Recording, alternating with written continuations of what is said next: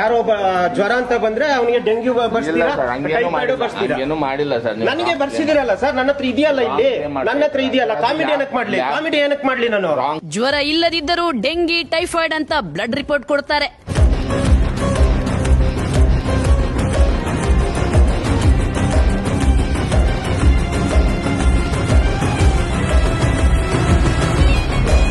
ಇಷ್ಟ ಬಂದ ಪ್ರಕಾರ ನಿಮ್ಗೆ ನೆಗೆಟಿವ್ ಪಾಸಿಟಿವ್ ಕೊಡಕ್ಕೆ ಏನಿದು ಬಿಟ್ಟಿ ಬಂದಿದ್ಯಾ?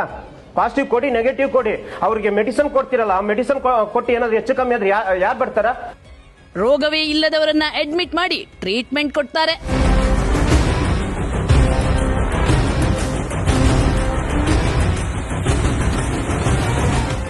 ನಿಮ್ ಮನೆಯವ್ರಿಗೆ ಹಂಗ್ ಮಾಡ್ತೀರಾ ನೀವು?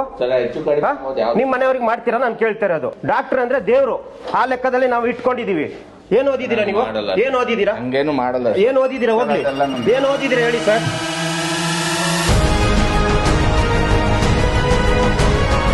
ಇಲ್ಲ, ಸುಮ್ನೆ ಇಂಜೆಕ್ಷನ್ ಕೊಡ್ತೀರಾ? ಇಲ್ಲಿ ಕ್ಲಾರಿಟಿ ಕೊಡಿ ನನಗೆ, ಆಮೇಲೆ ನೀವೇನ್ ಬೇಕಾದ್ರೆ ಮಾಡಿ ಸರ್. ಡೆಂಗಿಗೆ ಎಷ್ಟು ಸರ್? 250 ರೂಪಾಯಿ. 250 ರೂಪಾಯಿ ಗೌರ್ಮೆಂಟ್ ಫೀಸು. ಯಾರು ಏನು ಓದಿದ್ದಾರೆ ಏನು ಗೊತ್ತಿಲ್ಲ, ಸುಮ್ನೆ ಬಿಲ್ ಹಾಕೋದು, ಕಳ್ಸೋದು.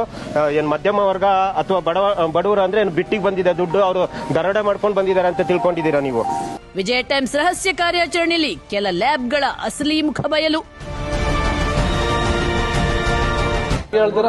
ನೋಡಿ, ಡಾಕ್ಟರ್ ಅಂದ್ರೆ ದೇವ್ರು ಅಂತ ನಾವು ತಿಳ್ಕೊಳ್ತೀವಿ, ಬಟ್ ಇವರು ದೇವ್ರಲ್ಲ.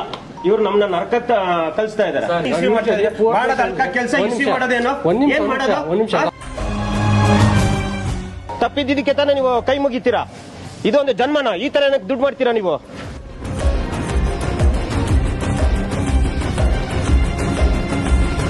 ಪೇ ಮಾಡ್ತೀನಿ. ನನ್ಗೆ ಜ್ವರ ಇಲ್ಲ, ನಾನು ಸುಮ್ನೆ ರಿಯಾಲಿಟಿ ಚೆಕ್ಕಿಗೆ ಅಂತ ನಾನು ಬಂದಿದ್ದೆ.